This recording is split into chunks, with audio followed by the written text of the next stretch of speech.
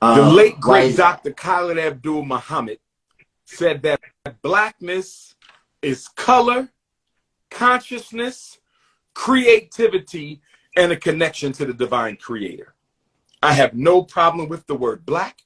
In ancient circles, even Asaru, one of the supreme manifestations of divine consciousness in Kemet, he was known as Lord of the perfect black. Blackness itself was seen as divine. In fact, in certain African cultures, Brother Johnny, the word for God is an intensified word for black.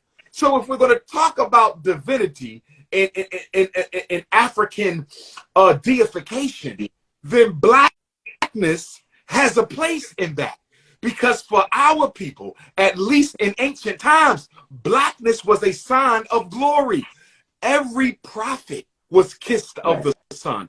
You can't find a religious personality in antiquity whose skin was not blue, black, purple. So blackness has a divinity about it. Even when you meditate, you go into blackness. Every child is born from the blackness of their mother's womb. The whole universe is created from the blackness and the carbon that God has. So if all great things come from the color black, how can the color black itself not be divine? When you go to court, the judge wears a black robe.